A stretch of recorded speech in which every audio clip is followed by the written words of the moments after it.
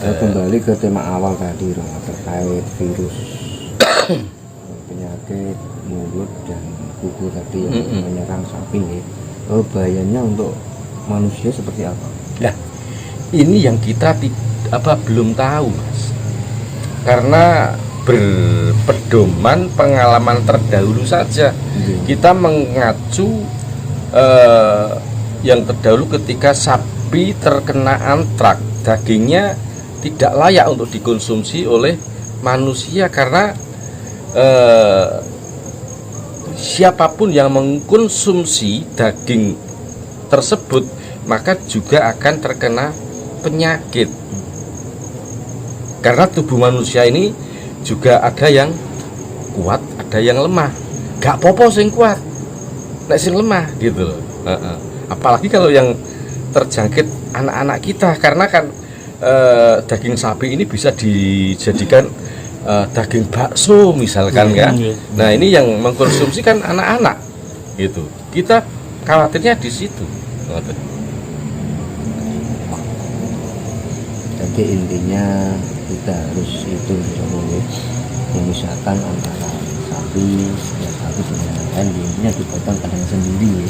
Seperti saya sampaikan tadi, jadi ini saya untuk berpesan kepada saudara-saudara kita ya, untuk menghadapi ini kita terimalah dengan lapang dada, kita sabar, kita jangan suudon ya, semoga saja apa yang saya uraikan itu tidak, melainkan ini hanyalah ujian atau penyakit bawaan hewan saja. Dan satu hal lagi, selain jamu tersebut, jika panjenengan percaya, jika panjenengan percaya,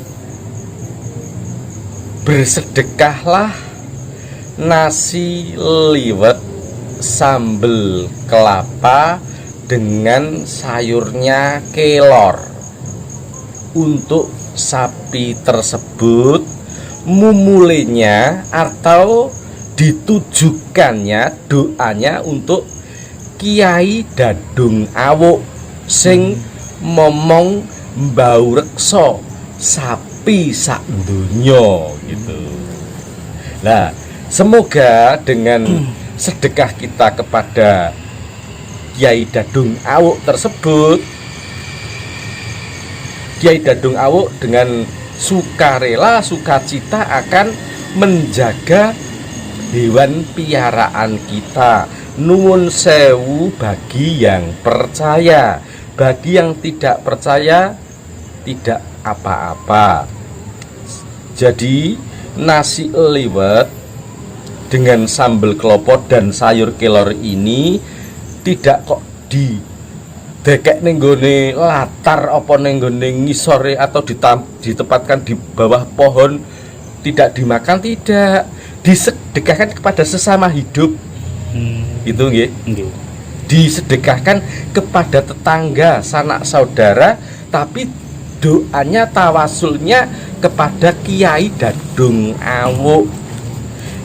Nek Jawane ingsun misungsung kalawan Kiai Dadung Awuk kang ngreksa raja kaya darbekku openono lho. Kiai Dadung Awuk sing ngreksa raja kaya darbekku openono. Lah iki sedekahku ngono. Lah bar kuwi didongani manut kapercayane dhewe-dhewe. Kok ndang mbok arani musyrik. Iki Jawa lho. Ngono. Iki Jawa. Jawa ki kenthel ngono maknane. Nah niki Romo, pandangan Romo Edi terkait tahun kembar 2022 ini seperti apa ke depan? 2022 sudah mulai ada tanda-tanda kan gempa di mana-mana. Kemarin banjir rob, gunung meletus. Nah ini ada virus baru yang menyerang hewan. Bagaimana pandangan Romo Edi? Ayo, keadaan banjir itu karena memang alam sudah tidak bersinergi dengan kita. bukan Allah sedang murka, bukan Allah sedang marah, tidak. Allah itu tidak pernah marah, Allah tidak pernah murka, karena Allah itu Maha Rahman Maha Rahim, Maha welas lan asih, tresna mring sak isining makhluk sak buwana ngono. Adapun alam menjadi tidak bersinergi, tidak adanya keseimbangan antara perawatan dan pengerusakan. Merawatnya 20%, ngerusake 80%. Paru-paru bumi tertutup, di mana jalan-jalan sudah tertutup dengan bangunan. Yang namanya air itu mencari jalan. Perawatannya kurang diperhatikan. Tanggul ini kan mestinya dibuat dari tahun sekian, jika tahun sekian harusnya dibenahi ya. Ketika tidak dibenahi maka terjadilah rob, seperti baru saja terjadi di wilayah Jawa Tengah, tiba-tiba tanggul jebol, padahal hujannya tidak seberapa lebat, ya kan. Terus baru-baru ini di Purworejo juga banjir, karena apa? Berjubelnya air aliran air atau anak sungai yang ada di sana. Ini kurang apa?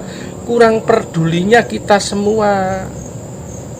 Kita nggak perlu jauh-jauh melihat, Mas. Ketika air ini bersih, maka mengalirnya pun lancar. Tapi ketika air ini terbebani dengan sampah dan kotoran sangkrah yang melebihi kapasitas, maka lajunya juga menghambat dan menyumbat jalannya saluran. Jenengan jika melihat jika pagi berjalan dari Tuban menuju Lamongan, tepatnya di jembatan Babat itu. Itu kalau pagi itu banyak paketan, Mas. Tas kresek gede-gede, gelangsing itu. Itu sampah yang tujuannya nanti dijegurkan ke sungai. Loh. Lah ini siapa yang salah? Apa yang berbuat? Saudara kita sendiri kan. Nah, itulah yang menyebabkan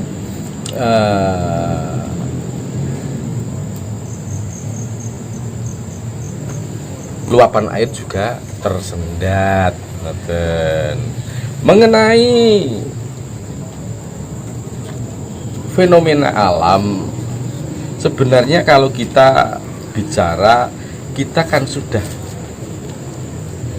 pernah membahas tentang ini, bahwa di awal tahun 22 ini kita alam mulai berbenah. Kembalinya alam yang nantinya akan menyejahterakan yang menempati. Ngaten. Maka disebut tahun Masehi 22. Tahun Jawanya juga 55. Ini kan tahun kembar semua. Kembar. Jadi Jawane 1955. Terus Masehinya 2022. 2022. Ngoten. Nggih. Kekanten asta kumbul tumingal, yang artinya kekanten itu bergandengan itu mesti dua, gitu. Asta itu artinya tangan kiyo loro, dua, kanan dan kiri. Kumbul itu kosong, das. Kaeksi atau tumingal juga dua. Jika dibalik bilangan tersebut 2022 atau 2022. Jadi ini tahun gandeng antara rusaknya alam tidak akan membuat kita terjatuh, melainkan kita berbenah untuk menatap ke depannya. Insya Allah Nusantara semakin jaya. Makanya di dalam tahun Jawa juga Pandhawa 5 liwat gapuraning Gusti. Pandhawa wis cacahe ya 5 wis ngarani, liwat mung ater-ater gapura 9. Gusti siji, nek diwalik siji 9 5. Ngoten. Itu maknanya. Jadi kita memang berbenah. Semoga dengan 2022 untuk kedepannya kita semakin baik, kita semakin tertata. Itu gonjang ganjingi kahanan itu hanya dirasakan oleh segelintir orang yang kurang terima, ngoten. Yang batinnya dikotori oleh rasa ambisi. Tapi setelah kita cermati di kanan kiri kita ternyata enjoy saja. Nyatanya Indonesia digoncang corona 2 tahun yo ra piye-piye yo. Nggih kan? Masyarakatnya ya kuat hitungane ngoten lho. Kados kondisi saat niki ini kan sajane kan sampun mancik ketiga nggih. Kemarau. Tapi curah hujan masih tinggi. Napa niki mboten wonten ketiga napa pripun? Ya, kula kalau wau sampun matur, tadi saya sudah sampaikan. Nggih. Tadi saya sudah sampaikan ini kembalinya ke alam. Jadi hujan yang saat ini kan bulan 6. Masuknya ke bulan 7. Mongso apitan. Nah, kembali ke tatanan yang terdahulu. Ngoten. Beberapa yang lalu banyu segoro naik.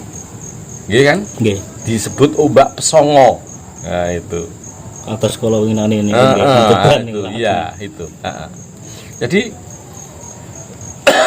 ini masuk mongso apitan. Iki nek zaman dulu masih banyak ladang Jawa, orang Jawa nyebutnya tegalan itu kacang apitan, wayahe nandur kacang iki. Gitu.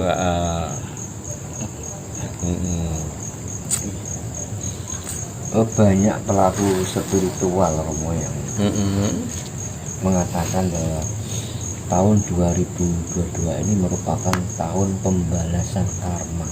Itu pandangan Romo bagaimana? Sampun kula aturaken, sudah saya sampaikan kembali tadi. Jika panjenengan mencerna kalimat saya, kembalinya alam, jadi pembalasan artinya gini Mas. Kita bisa dikatakan diperkosa dengan keadaan yang bagaimana? Keadaan yang komunitas kecil ini tertindas, tidak bisa bergerak, dan mereka yang berbolo Kurawa yang mengagungkan kekuasaannya. Namun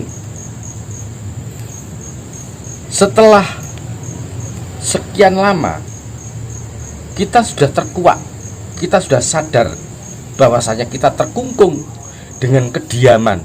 Maka kita sudah memulai bangkitnya jiwa Jawi, yang artinya badan jiwa kita meronta untuk menunjukkan jati diri. Iki lo aku sak benere. Nah, jadi karma itu ya nanti akan diunduh oleh orang-orang yang merasakan keserakahannya itu. Sopo nandur mesti bakal ngunduh. Jadi kita orang-orang yang Jawa itu sudah sadar bahwasanya kita itu mempunyai nilai yang adiluhung, yang selama ini nek ngarani Mas, dibodoh-bodohkan ya. Nenek moyang kita, nenek moyang orang Jawa ini kafir, musyrik. nenek moyang orang Jawa ini jin, yang dipercaya adalah Raja Jin. Nun sewu, Romo Ismoyo, Romo Semar Badranaya, atau pamongnya Mojopahit Sabdo Palon Noyo Genggong ini disebut rajanya jin.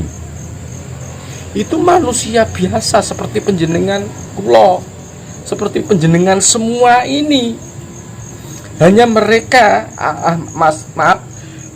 hanya beliau Romo Semar, Romo Ismoyo atau Romo Badranaya ini orang yang mempunyai kedekatan dengan Sang Pencipta, sehingga sabdane kasembadan dan bisa menjadi penasihat para satria-satria luhur, termasuk yang Sabdo Palon Noyo Genggong. Itu juga bukan siluman, orang seperti saya dan panjenengan gitu loh.